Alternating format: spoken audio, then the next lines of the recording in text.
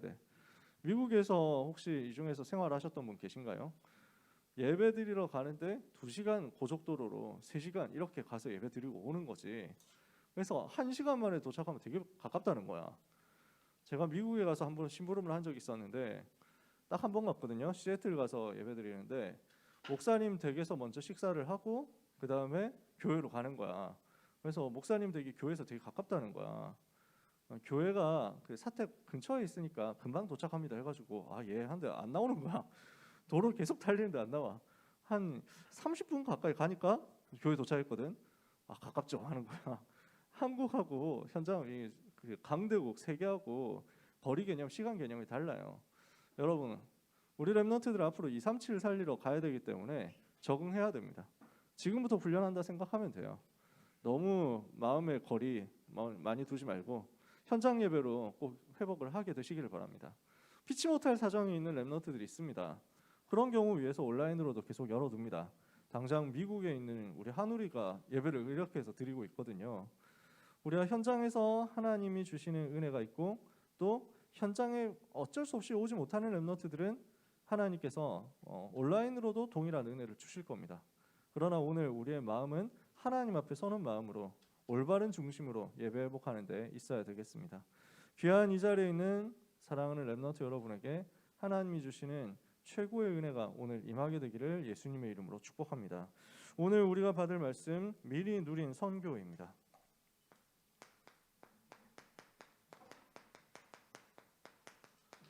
사도행전 11장 19절에 보니까 흩어진 자라고 나왔죠. 이 흩어진 자들이 20절에 보니까 헬라인에게도 주 예수를 전파했다. 이렇게 해서 선교를 미리 누린 것입니다. 흩어진 자가 주인공이 되어가지고 어디로 들어갔느냐?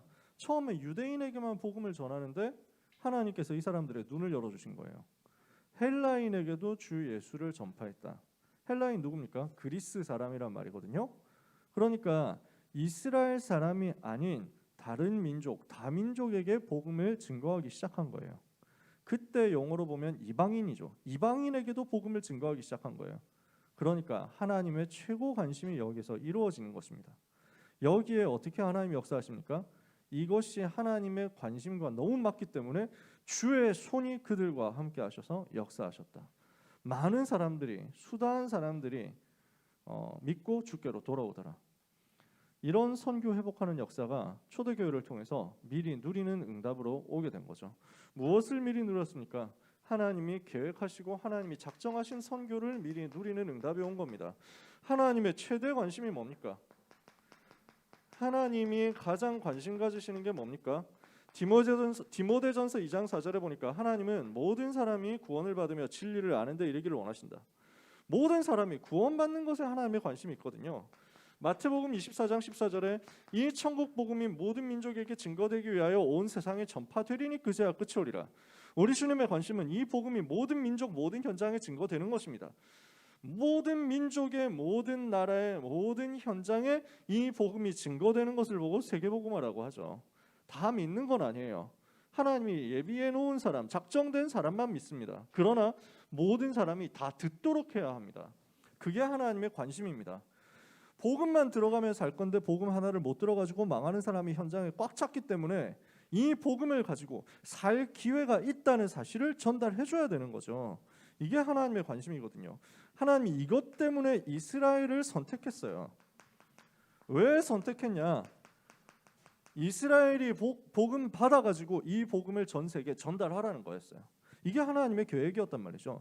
이스라엘을 부르셔서 먼저 복음을 깨닫게 하시고 세계 복음화를 위해서 복을 주신 거예요. 세계 복음화를 위해서 먼저 시작이 되고 모델이 되도록 하신 겁니다. 그래서 먼저 복을 받고 복음 회복하면 이렇게 승리하는구나. 이 복음을 가지고 전 세계에 전달해라고.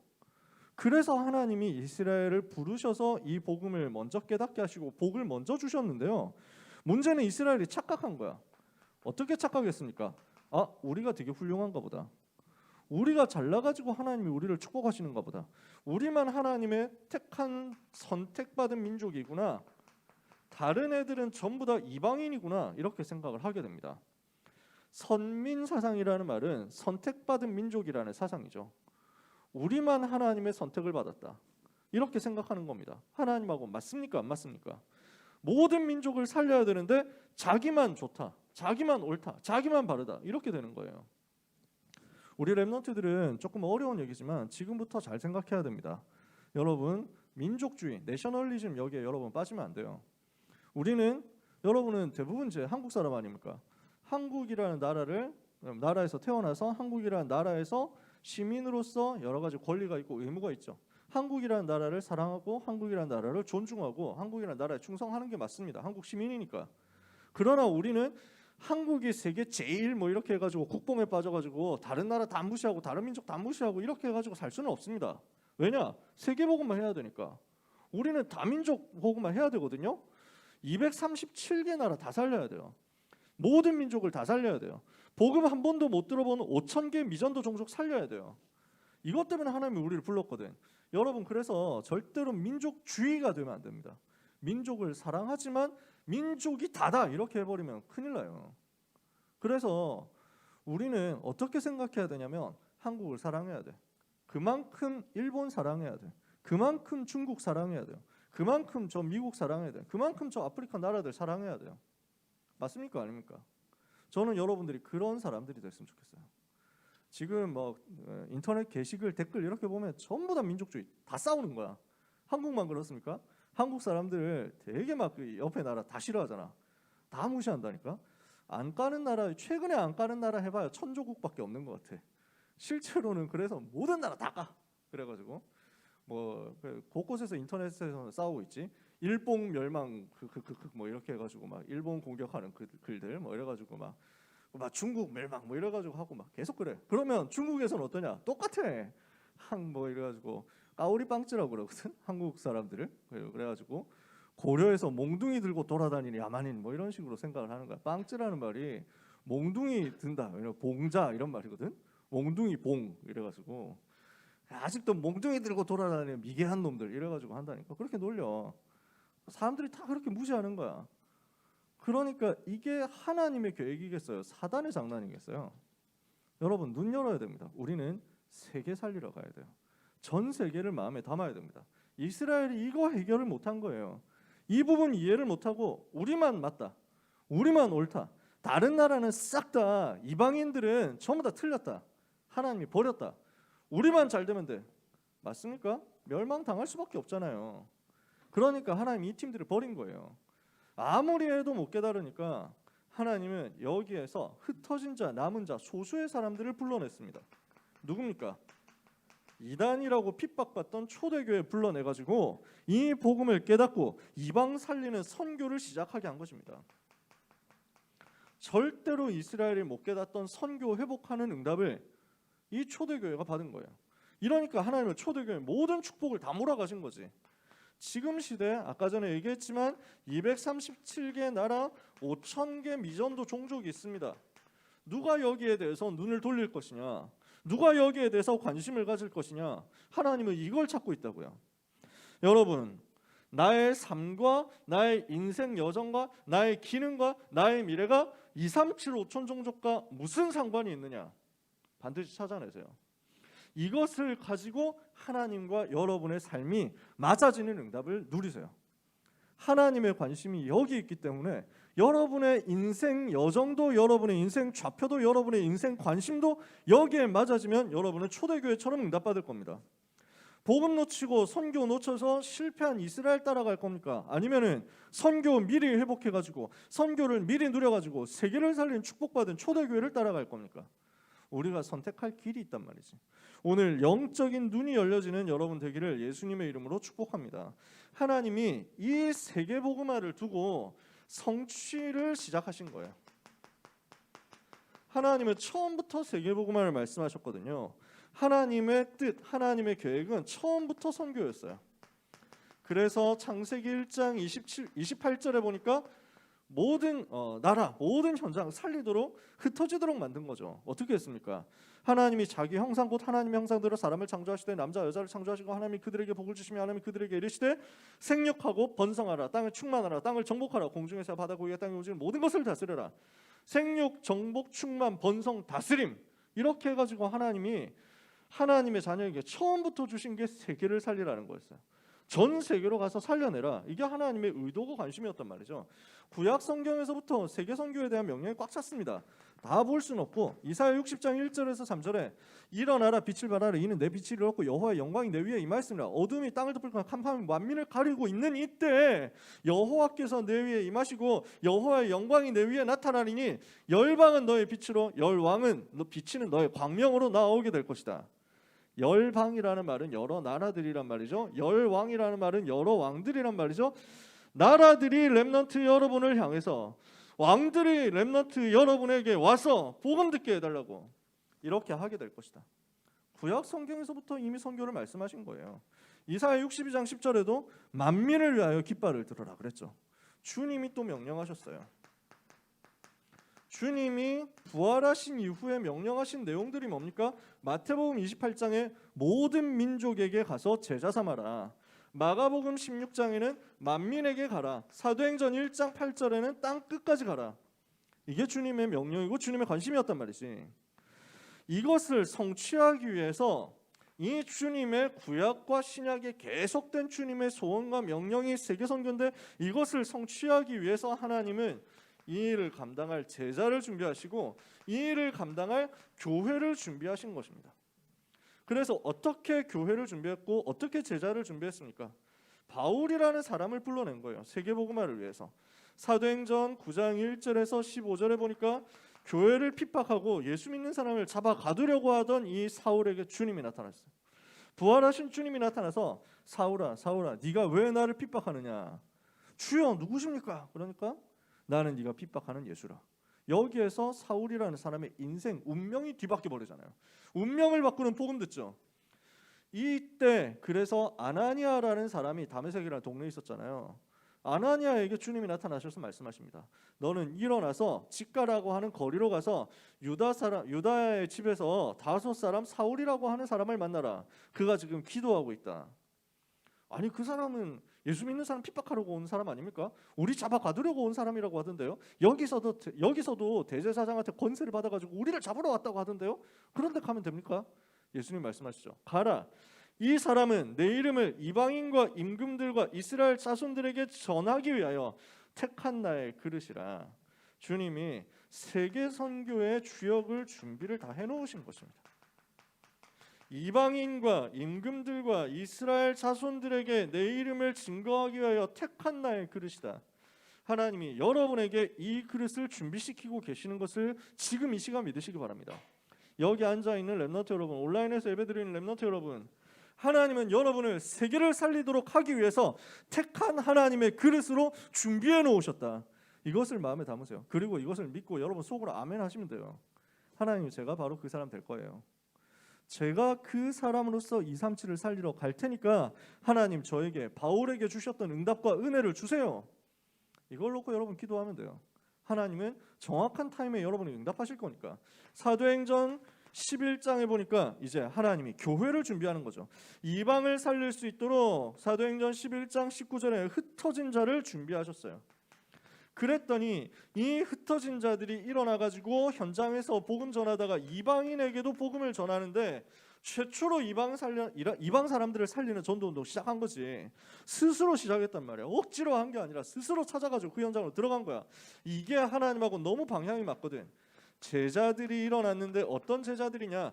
그리스도인이라고 이름을 부를 만큼 제자가 일어났어요. 별명이 그리스도인이라고 붙은 거야. 렘넌트 여러분을 보고 주변에 있는 사람들이, 주변에 있는 불신자들이 쟤는 그리스도인이야 라고 이야기할 정도로 응답받아 버리시면 됩니다. 여러분 봤을 때, 불신자 여러분 봤을 때, 아 쟤는 그리스도인이야, 쟤는 그리스도야, 뭐 말만 하면 그리스도래, 뭐 이렇게 되는 거지. 여러분 그런 느낌이 이해가 됩니까? 그래서 하나님이 우리에게 이런 브랜드를 붙여주시는 거야. 현장에서 불신자가 봤을 때 여러분이 그런 브랜드를 붙인다니까. 그리스도인. 좋은 의미일 수도 있고 경멸하는 의미일 수도 있고 욕하는 의미일 수도 있습니다. 확실한 건 제일 영광스러운 이름일 겁니다. 우리 사랑하는 이 자리에 있는 모든 렘넌트 여러분들이 그리스도인이라 일컬음을 받을 만큼 응답 누리시기를 바랍니다. 그리스도의 제자. 누가 여러분을 봐도 그리스도의 사람. 초대교회 안디옥 교회에서 바로 이 응답을 받은 겁니다. 안디옥이라는 현장에 흩어진 자 남은 자 렘넌트들이 모여서 복음 회복하니까 그리스도인이라고 일컬음받는 역사가 일어났다. 자, 이 사람들을 통해서 하나님은 지구상 처음으로 미리 누린 선교가 시작되게 하십니다. 지구 역사상 처음으로 선교를 미리 누리게 됩니다. 무슨 말이냐? 그 전까지는 어떻게 선교했냐면 얻어맞고 선교했거든요. 하나님의 관심이 세계복음화잖아. 세계복음화를 위해서 저 강대국 살려야 되거든요. 강대국 살리고 그 속에 있는 다민족 살려야 되거든요. 근데 여기를 안 가는 거야. 선미사상에 빠져서. 강대국 살리고 그 강대국 중심으로 해서 주변에 있는 많은 작은 나라들 살리러 가야 되는데, 강대국 살리고 그 안에 와 있는 다민족들을 살려내야 되는데 관심이 하나도 없어. 이방인이라고 생각하는 거야. 전 나쁜 나라라고 생각하는 거야. 우리를 공격하는 악한 나라라고만 생각을 하는 거야. 저거 없애야 된다 이렇게만 생각하는 거야. 그러니까 하나님 어떻게 합니까? 여기를 살리러 가야 되는데 절대 안 가니까 억지로 보내잖아요. 뭐로? 노예로, 포로로, 속국으로. 그래서 안 할 수 없으니까, 강제로 끌려갔으니까 거기서 억지 선교를 하는 거지. 지금까지의 세계 선교는 그거였단 말이에요. 안디옥 교회 이전, 사도행전 11장 이전의 선교는 전부 억지 선교였어. 얻어맞으니까 가는 거야. 싸대기 맞고 가는 거야. 그런데 주님은 여러분이 안 맞고 가기를 원하시거든. 굳이 우리가 한 대 맞고 가야 될 필요가 없잖아요.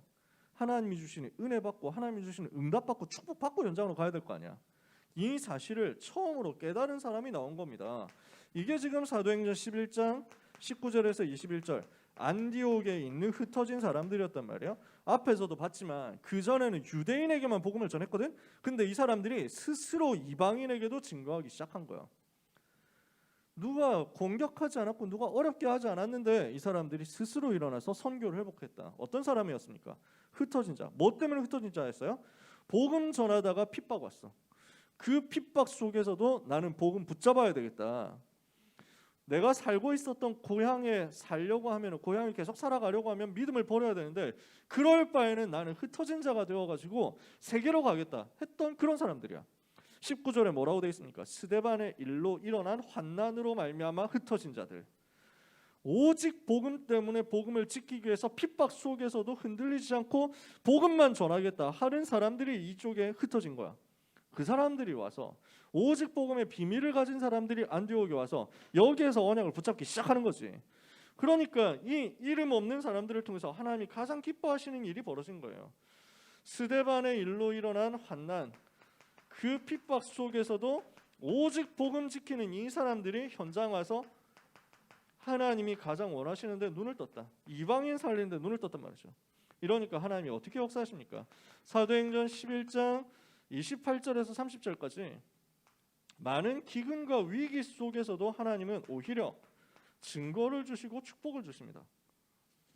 천하가 크게 흉년들게 될 것이다 예언했는데 그 예언대로 됐어요. 그래서 클라우디우스라는 황제 때 전 로마 제국에 흉년이 닥친 거야. 기근이 닥친 거야. 그래서 경제 위기가 온 거지. 근데 이때 안디옥 교회는 어떻게 했냐?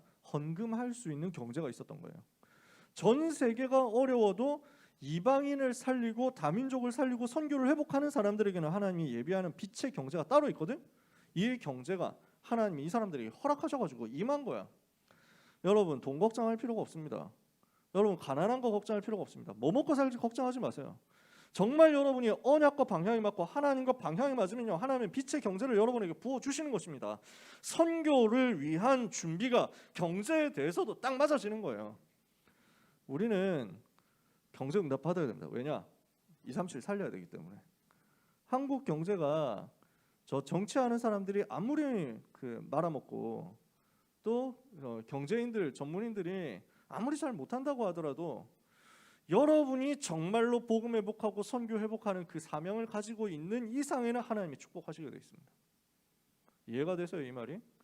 세계 나가보면요, 중요한 선교사님들이 곳곳에서 전도운동하고 선교 활동하거든. 근데 이분들의 선교 활동에서 일단 처음에 반드시 필요한 게 뭐냐면 한국에서 보내오는 선교비예요. 현장 가가지고 전도하려고 하는데 일단 움직일 수 있는 경제가 있어야 되잖아. 차량이 필요하기도 하고 건물이 필요하기도 하고 또 선교사님 생활비도 필요하잖아. 이런 모든 부분에 있어서 한국에서 일단 먼저 보내줘야 되는 거야.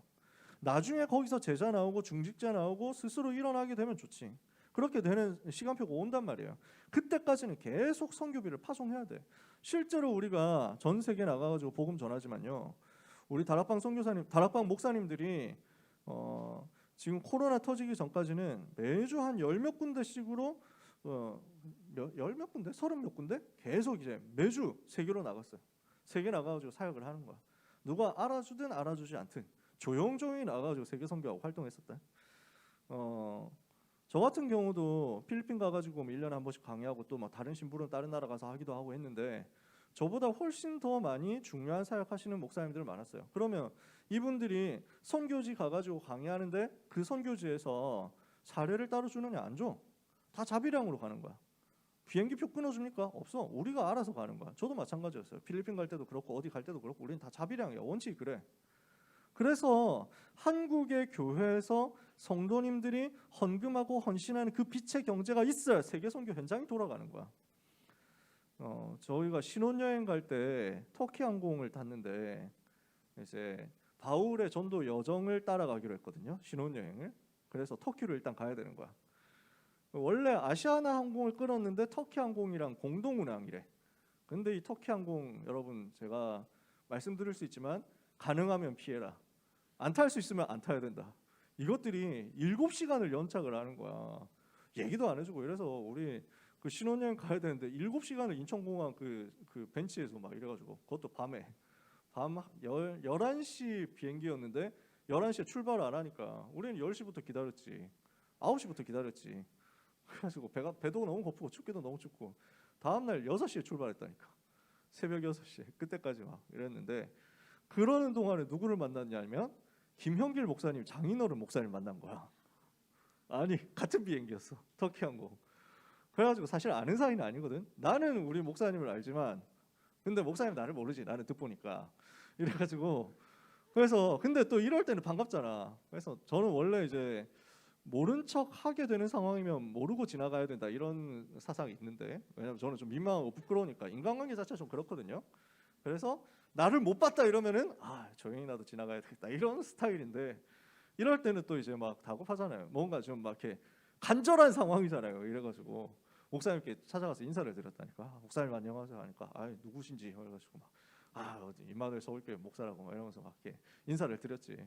어디 가시냐 여쭤보니까 우크라이나로 가신다는 거야. 우크라이나에 가서 복음을 전해야 되기 때문에 이스탄불 가서 이스탄불에서 환승해가지고 가신다는 거야. 그런데 이제 이게 안 되니까 이제 뭐 애가 타는 거지. 현장에서 지금 그 선교 시작해야 되는데, 그러니까 아무튼 그 연착 소동 속에서 기내식까지 맛이 없더라고. 근데 기내식 주는 스튜어디스들도 진짜 불친절하더라고. 네, 터키 항공 그래서 갱신 안 하면은 진짜 저주받을 건데. 네, 아무튼 그래요. 여러분 진짜 가능하면 피해라.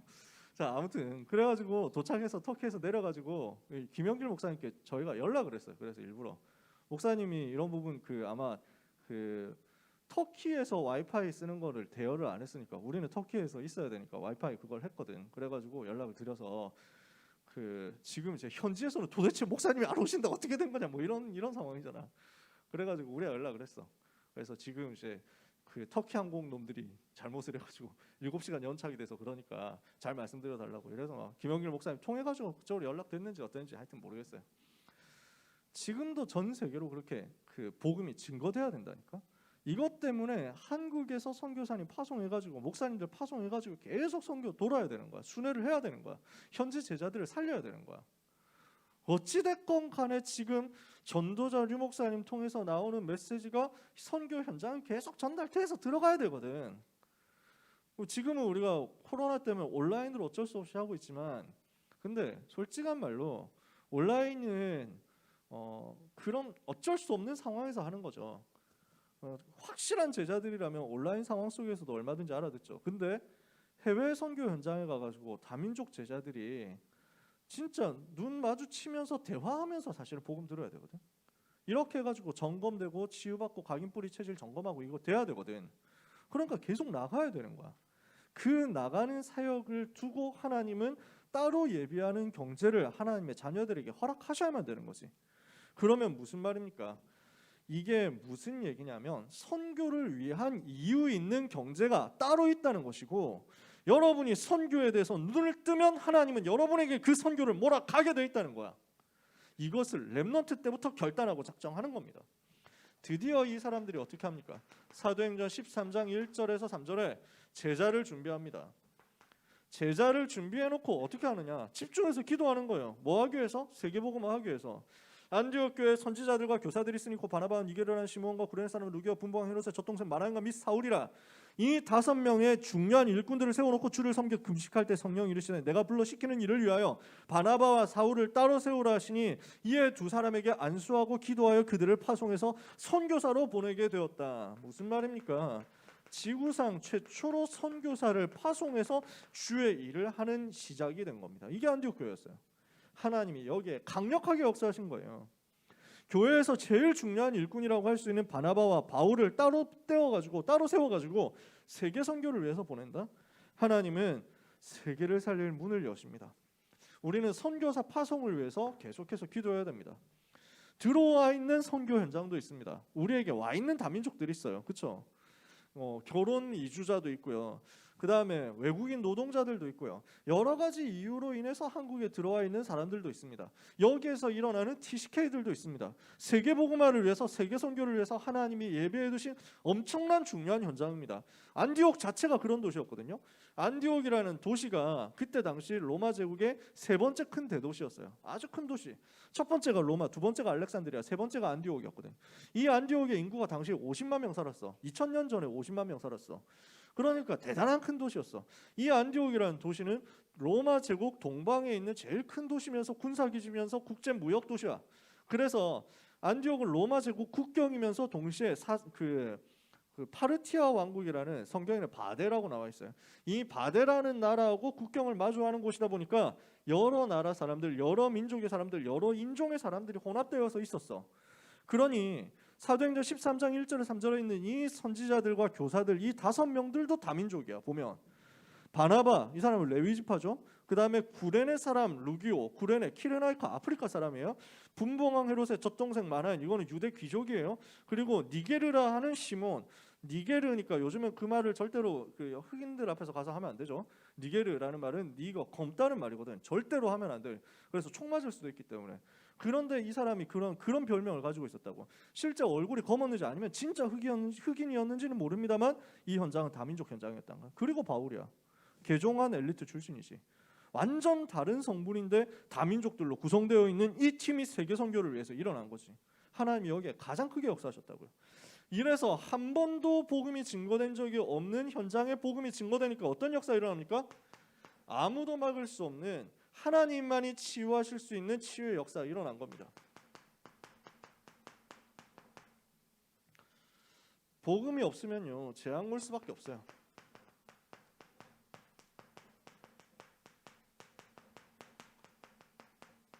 여러분 주변에 있는 모든 현장 복음 없으면 반드시 재앙 만납니다. 어떻게 재앙 옵니까? 개인은요, 질병에 시달립니다.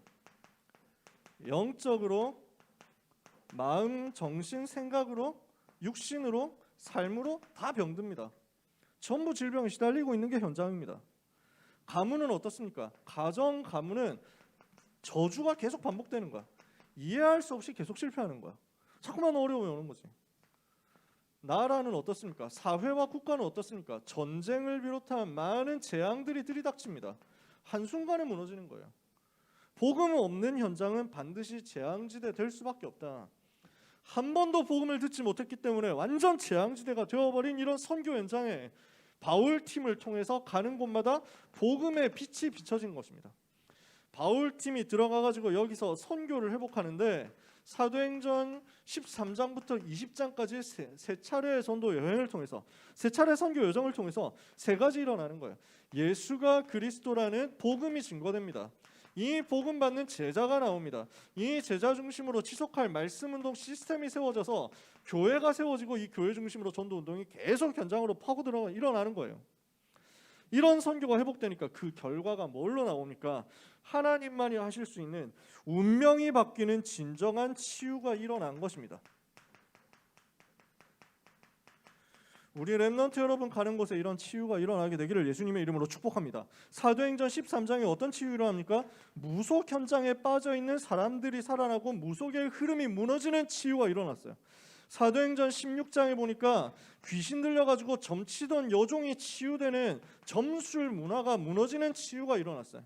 사도행전 19장에는 사람들이 에베소에서 복음 받는데 에베소에 있는 사람들이 우상을 가지고 와서 복음 앞에서 회개하고 무릎 꿇고 그 우상을 불태우는 역사가 일어났어요. 우상을 무너뜨리니까 여기에 하나님이 너무 기뻐하시니 하나님만이 주시는 치유가 나온 겁니다. 어느 정도 치유가 되었느냐? 질병이 어느 정도 치유됐냐? 하나님이 바울의 손으로 희한한 능을 행하게 하시니 사람들이 바울의 몸에서 손수건이나 앞치마 같은 것을 가져다가 병든 사람에게 얹으면 질병이 떠나가고 귀신 들린 사람한테 얹으면 귀신이 떠나가더라. 이 말은 아이템빨 작살이었다는 말이 아니잖아요. 바울이 가지고 있었던 손수건에 아주 능력은 특별한 버프 효과가 있다 그런 게 아니잖아요. 복음 운동이 일어나니까 이 복음으로만 되어지는 치유의 역사가 그만큼 현장으로 일어나게 됐다. 하나님이 가장 기뻐하시는 일로. 여러분 주변에 있는 사람 다 병들었습니다. 하나님 떠난 사람들 중에 건강한 사람 없습니다. 하나님 떠난 사람 중에 행복한 사람 단 한 명도 없습니다. 여러분 주변에 불신자 친구들 있죠? 한 명도 행복한 사람 없어요. 절대 속으면 안 돼요. 되게 잘나 보일 수도 있거든요. 되게 멋있어 보일 수도 있거든요. 되게 예뻐 보일 수도 있거든요. 그래서 자기들끼리 막 되게 잘 논단 말이에요. 인싸짓을 하면서 논단 말이에요. 요즘에는 그 빼앗긴 단어라면서 우리가 빼앗긴 단어가 뭐냐? 아싸라는 단어 빼앗겼다. 자기는 나는 아싸야. 이러면서 막 자꾸 친구들이 놀러 가자고 하는데 자꾸 친구들이 밥 먹자고 하는데 나는 아싸라서 뭐 이러면서 그거는 진짜 사기를 치는 인간들이죠. 진짜 아싸들은 그런 그 말도 못 들어보거든. 저 같은 사람들은. 그러다 보니까 현장이 막 이렇게 잘나 보인단 말이야. 대단해 보인단 말이야. 멋있어 보인단 말이야. 공부도 잘하고 뭐 돈도 많고 여행도 잘 다니고 친구도 많은 것 같고 거짓말입니다. 절대 속지 마세요. 전부 병들어 있습니다. 영적으로 마귀 자녀니까 병들어 있죠. 하나님 자녀여야 되는데 마귀 자녀인데 어떻게 영적으로 건강합니까? 마음이 병들어 버렸어요. 전부 병든 상태에 있습니다. 어느 정도 병들었느냐? 그냥 사람들이 분노 조절 그 자체에 빠져, 분노 조절이 안 되는 그 자체에 빠져 있는 거야. 이번 주에 봤는데 미국에서 어떤 그 사람이 자기 집 주차장에서 5살짜리 옆집 애가 자꾸 킥보드 가지고 논다는 거야. 그러니까 왜 내 집에 와가지고 네가 킥보드를 하고 노느냐? 어떻게 했냐? 총으로 쏴 죽였대. 말이 되냐? 그러니까 정신 나간 거야. 그런 사람들이 꽉 찬 거예요. 분노 조절이 절대 안 되고 자기의 감정 조절이 절대 안 되는 사람들 이 시대에 꽉 찼습니다. 병들었어요. 육신에 병드는 건 시간 문제예요. 당연히 따라오는 거지. 여기에 빠져 있는 사람들을 건져낼 길이 복음밖에 없는데 이 복음을 여러분이 가지고 있단 말이에요. 이 복음 전하는 렘넌트 여러분의 여정 가운데 하나님이 능력으로 역사하사 복음 안에서만 선교를 위해서만 회복되는 빛의 경제도 회복되고 복음과 전도와 선교를 위해서만 하나님이 주시는 그 속에서만 나오는 참된 치유의 역사도 여러분에게 허락하실 것입니다. 여러분이 제일 먼저 치유받는 증인 되세요. 여러분 속에 뭔가 질병이 있다? 내 속에 뭔가 지금 안 되는 부분이 있다? 예수 이름으로 오늘 해결받으세요. 오늘 여러분이 하나님 앞으로 갖고 가잖아요. 오늘 그리스도의 빛 앞에 모든 질병은 무너진다는 사실을 정말로 믿고 기도하고 응답받으시기를 주님의 이름으로 축복합니다. 그래서 우리는 증인 되는 거예요. 말씀 마칩니다. 우리는 뭐 해야 되느냐? 우리의 인생의 방향이 하나님의 방향과 맞아지도록 만들어야 되겠다. 그러면 하나님은 우리의 인생이 세계복음화를 위해서 쓰임받을 만큼 반드시 축복하시게 되어 있습니다. 근원적인 축복이 회복되는데 그걸 뭐라고 합니까? 9가지 세팅의 복이 회복되는 것이다. 우리 렘넌트들은 복음이 여러분 스스로에게 세팅되어 있는지 확인하고 점검하셔야 돼요. 나에게 복음 세팅됐냐? 여러분 그 스마트폰 사면 세팅해야 될 거 아니에요. 여러분 나름대로 커스터마이징 해야 될 거 아니야. 폰트도 바꿔야 되겠지? 벨소리도 바꿔야 되겠지? 이래가지고 그 보면은 항상 이제 어른들 특징 절대 벨소리 커스터마이징 안 되잖아. 그래가지고 막 어디서 들어보면은 예배 시간에 그 벨소리 가끔씩 울리는 거 들어보면 띵 띠리리리링 띵 뭐 이래가지고 나오는 그 막 그 갤럭시 기본 벨소리 있지? 막 그거 막 곳곳에서 들린다. 이게 커스터마이징 세팅이 제대로 안 된 거야. 여러분 다 세팅하시잖아요. 어플 필요한 거 다 깔아가지고 쓰시잖아요. 그 세팅이 나에게 되어 있어야 된다고. 뭐가 설치되어 있어야 되느냐?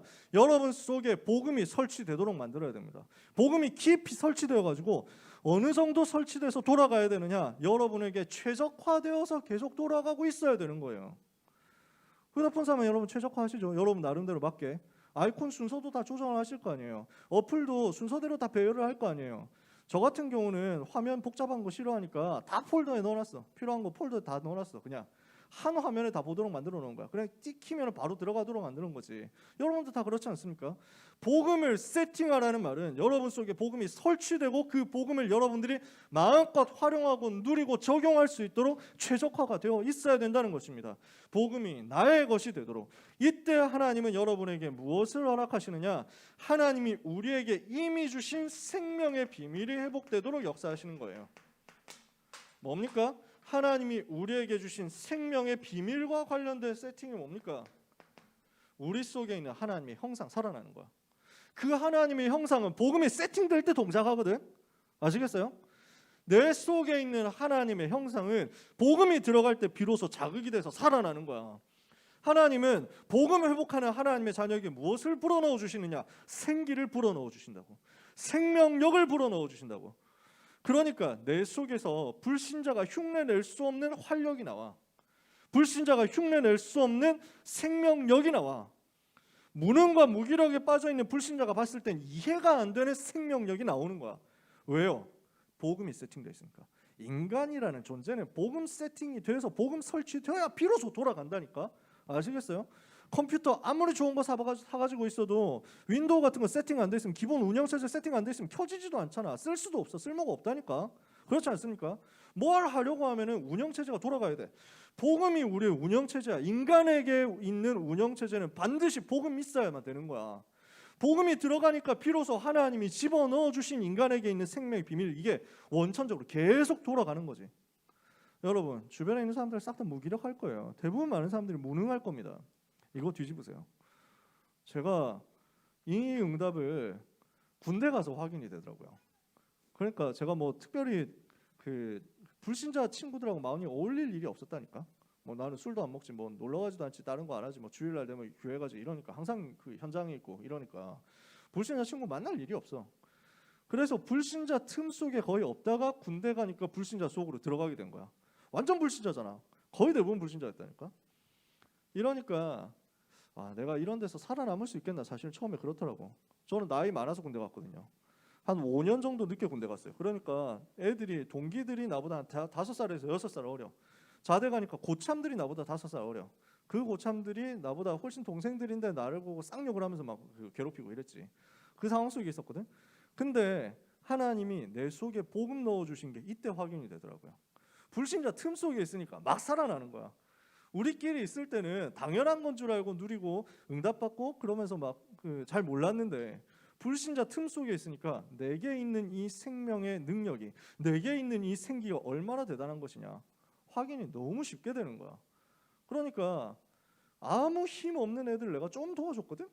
도와줬더니 얘들이 나를 대표로 뽑은 거야. 우리 부대 대표가 된 거야. 자기들이 투표해서 뽑았어. 그때부터 우리 부대가 바뀌었어. 너 막 이렇게 뭐랄까 무기력하게 있으면은 내가 가가지고 뭐 야단치면서 일으켜가지고 혼내서 세웠거든. 사실 그럴 권세가 없다는 것을 저는 나중에 알았어요. 똑같은 훈련병 주제 그런 걸 할 수 있는 힘이 나한테는 없었는데 몰랐지 나는. 그래서 나는 야씨 똑바로 안 하냐 뭐 이러면서 막 이랬거든. 근데 얘들도 몰랐던 거야. 형들이 저 형이 그렇게 하면 해야지 이래가지고 다 일어난 거야. 우리 부대가 바뀌어버린 거야. 힘있게 바뀌어버린 거야. 대장이 충격받은 거야. 아니 쟤네는 갑자기 왜 저렇게 바뀌었냐 이래가지고 맨날 꼴찌로 모였었는데 1등으로 모이기 시작한 거야. 부대는 별거 아닌데 그거 되게 중요하게 생각하거든. 하나님이 이렇게 역사하시니까 한 사람 속에 있는 생기가 어마어마한 겁니다. 현장 다 장악할 수 있어요. 왜? 생기가 없어 현장에. 하나님이 여러분에게 애단의 근본적인 축복을 주셨거든요. 영원한 축복을 주셨거든요. 이게 다 살아나는 거야. 하나님이 이것을 여러분에게 오늘 허락하시는 것을 믿으시기 바랍니다. 복음 세팅. 두 번째, 복음이 세팅된 여러분에게 전도가 세팅되죠. 이제는 복음 전할 수 있도록 전도와 선교 관련돼 가지고 세팅이 일어나죠. 그러면 비로소 하나님이 여러분을 마음껏 축복하시는 거예요. 하나님과 내가 맞아지는 것입니다. 하나님이 주시는 그 축복이, 하나님이 주시는 그 능력이, 하나님만이 주시는 위에서 내려주시는 그 응답이 여러분에게 와버려요. 왜? 방향과 맞으니까. 이해가 되세요? 자, 스마트폰 샀는데 운영체계 제대로 세팅되어 있어야 돌아가는 것처럼 여러분 속에 복음이 세팅되어야 여러분 속에 담겨 있는 것이 살아납니다. 그 다음에 스마트폰 가지고 있어도 통신이 안 걸리면 소용이 없잖아. 이게 안 맞으면 와이파이 안 걸리면 소용이 없다니까. 여러분이 가지고 있는 그 데이터 이게 연결이 안 되면 소용이 없어. 안테나 안 뜨면 안 되잖아. 안테나가 떠야 돼. 와이파이가 떠야 돼. 맞아야 돼. 그러면 그때부터 다 살아나는 거야. 위에서 주시는 축복이 그대로 임하는 겁니다. 하나님과 방향이 맞을 때. 이해가 되세요? 그래서 전도가 세팅되도록 만들어라. 내가 복음을 제대로 전할 수 있도록 하나님과 방향을 맞추고 와이파이 방향 맞춰라. 하나님이 위에서 보좌의 축복으로 역사하시고 시공간 초월의 능력으로 역사하시고 237의 빛을 비추게 하십니다. 자, 복음 세팅되고 전도 세팅됐죠. 그러면 저절로 나오는 게 있어요. 뭐냐? 달란트가 세팅됩니다. 왜냐? 하나님은 여기에 관심이 있거든요. 이걸 두고 여러분에게 이걸 주셨거든요. 복음과 전도를 위해서 하나님은 달란트 여러분에게 이미 심어놨거든. 그게 살아난다고요. 어떻게 살아납니까? 또 폰 얘기를 해봅시다. 스마트폰 아무리 좋은 거 있어도 이게 안 깔려 있으면 소용이 없는데 이게 깔렸잖아요. 내가 이제 운영체계 있고 어플 기본적으로 깔아놨어. 필요한 어플 내가 깔아놨어. 그리고 내가 이제 와이파이 터지도록 방향 맞췄어. 그러면 폰이라는 기계 속에 들어있었던 많은 것들이 제대로 돌아가면서 역사 일으키는 거예요. 이 폰 속에 굉장한 기능이 있거든. 제가 듣기로 우리가 가지고 있는 스마트폰이요, 1969년에 인간을 달로 처음 보냈잖아. 인간이 달에 갔잖아. 달에. 그때 썼던 그 미 항공우주국 나사의 컴퓨터보다 지금 우리가 쓰고 있는 스마트폰이 훨씬 좋대. 그러니까 차원이 다른 거야. 성능 자체가. 굉장히 우리한테 숨겨져 있는 것이 있는데 이 부분이 복음 세팅되고 전도 세팅되는 순간 막 돌아가는 거지. 이게 나타난다고요. 그래서 뭐가 나옵니까? 나의 달란트도 나의 진로도 이것과 맞아져가지고 하나님 발견되게 만들어. 그래서 뭘 하게 만드냐? 전에도 없었고 후에도 없을 만큼 응답이 임하도록. 그래서 나를 살리고 교회를 살리고 업과 현장을 살리도록 만드시는 거지. 이걸 보고 9가지 세팅이라고 합니다. 어렵습니까? 하나도 안 어렵지. 여러분, 이 전체가 무엇을 향해서 가야 되느냐? 237을 향해서 가야 돼요. 오늘 3가지 세팅 응답 받으세요. 그래서 237로 가세요. 이 3가지 세팅된 내용을 가지고 요 3가지를 푸니까 9가지 세팅이 되는 거야. 아시겠죠? 요 9가지 세팅의 비밀을 가지고 이제는 237로 방향 맞춰라. 렘넌트 시야 넓히세요. 계속 시야를 넓혀. 왜냐? 하나님이 하실 일이 있다니까. 그러니까 한국 사람들은, 한국 고등학교 안에서는 그냥 점수 몇 점 나오느냐, 등급 얼마 받느냐 이거 가지고 목숨 걸잖아. 학교 어디를 가느냐, 내가 충청도 갈 것을 경기도까지 들어왔다 이러면 대성공이냐. 불신자들은 그렇게밖에 생각을 못 한다니까. 내가 어제 뭐 찾다가 무슨 대학 갔는데 그 충청북도 음성에 있는데 다리 하나를 건너면 경기도 이천시 장호원이래. 그러니까 자기들의 홍보를 우리는 경기도에 걸쳐 있는 학교라면서 우리 학교 오면 된다고. 그래서 막 사람들이 속아가지고 막 이 학교로 온다는 거야. 문제 있냐? 없어요. 뭐 충청도면 뭐 어떻고, 강원도면 어떻고, 전라도면 어떻고, 뭐 무슨 상관이 있습니까? 거기에서 하나님이 주신 것을 찾아내면, 거기에서 9가지 세팅이 누려지면 그거 발판으로 237 가는 거예요. 렘넌트는 절대 세상 말에 속지 마세요. 그래서 알아줍니까? 몰라요. 밖에 나가가지고 누가 아냐고. 밖에 나가가지고 제가 한양대학교 나왔단 말이에요. 한양대학교 나왔는지 안양대학교 나왔는지 어차피 H 발음 똑같이 나오는 저 스페인 사람들, 이런 사람들을 어떻게 알겠어요? H 발음인가? 어디 H 발음이 막 안 나오는 그런 데 있잖아. 그렇다니까. 아니 여러분, 절대로 우리는 생각 자체를 237에 맞춰야지 이 좁은 땅 안에 끝내면 안 됩니다. 여러분, 선교 속으로 방향 맞춰서 가세요. 237과 안 맞으면 응답 못 받습니다. 반대로 237과 맞으면, 여러분의 방향이 선교와 맞으면 하나님은 그 어떤 방해가 오고 어떤 장애가 있고 내가 아무리 모자란다고 할지라도 그거 초월해가지고 역사하실 겁니다. 아무것도 염려하지 마라. 그래서 언약 붙잡고 선교에 대해서 꿈을 꾸세요.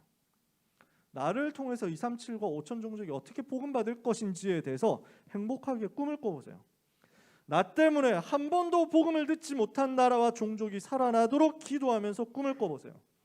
이때 나와 현장과 세계의 운명이 바뀌는 진정한 치유가 여러분 때문에 나오게 될 것입니다. 어떤 장애, 어떤 환경, 어떤 어려움, 어떤 연약함도 렘넌트를 막을 수 없다.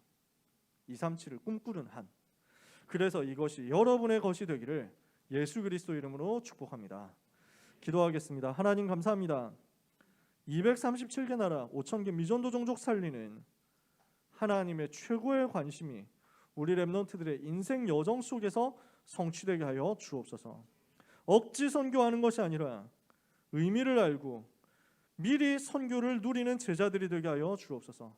이것 때문에 하나님이 주시는 이유 있는 빛의 경제와 응답이 렘넌트의 오늘의 여정과 미래 가운데 드러나게 하여 주시옵소서. 예수 그리스도 이름으로 기도합니다. 아멘.